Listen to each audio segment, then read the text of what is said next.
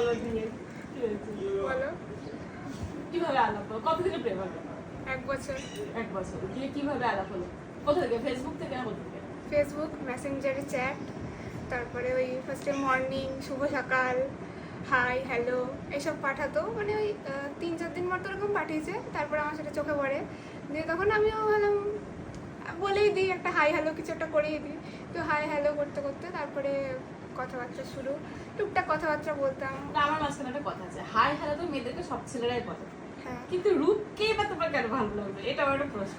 মানে ওভাবে কিছু ভেবে রিপ্লাই দিইনি, জাস্ট এমনি ক্যাজুয়ালি বলছে, বারবার মেসেজ করছে তো বলেই দিই একটা হ্যালো কী বাজে আসে, তো সেভাবে বলেছিলাম।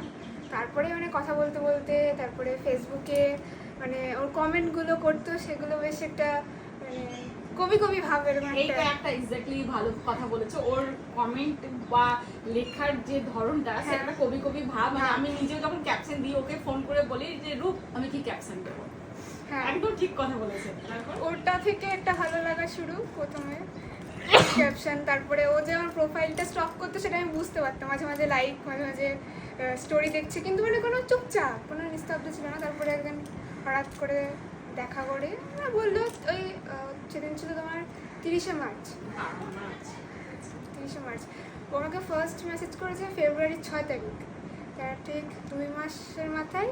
তখন বললো যে একদিন দেখা করো, দিয়ে এমনি ক্যাজুয়ালি যাই দেখা করো। সেদিনকে ওই গঙ্গার ঘাটে একবারে হাঁটু গেড়ে গোলাপ নিয়ে প্রপোজ করেছে। বিশাল রোমান্টিক। তারপরে প্রপোজ করার পর আমি তো না বলে দিয়েছিলাম স্বাভাবিক। তো তারপরে আস্তে আস্তে ও তো তখন নিজেকে সরিয়ে নেয়, অতটা কথা বলতো না, বাট ও মাঝে আমাকে স্টপ করতো সেটা আমি বুঝতে পারতাম। তো মাঝে দেখা সাক্ষাৎ ছিল না মাঝে। তারপরে দুর্গাপুজোর পর তখন গিয়ে আবার কি মনে হলো, ওকে আমি নিজে থেকে আমি তখন মেসেজ করতাম, দিয়ে ও তখন আমার সাথে কথা বলতে বলতে তখন ও একদিন আমাকে প্রপোজাল দেয় যে বিয়ে করবা। তো মানে ফার্স্টে প্রপোজাল ছিল ভালোবাসি, সেটাতে ডিনার মানে হবে না, তারপর ডিরেক্টলি বিয়ে করবা। ঠিক আছে চলো।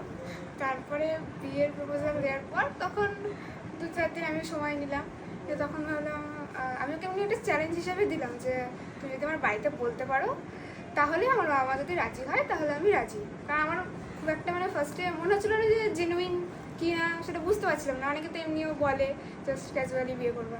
তো আমি ওকে চেক করার জন্য বললাম তুমি যদি সাহস থাকে তো তুমি আমার বাড়িতে এসে ডিরেক্ট আমার মা বাবাকে এসে বলে যাও, বিয়ের প্রস্তাবটা দিয়ে যাও।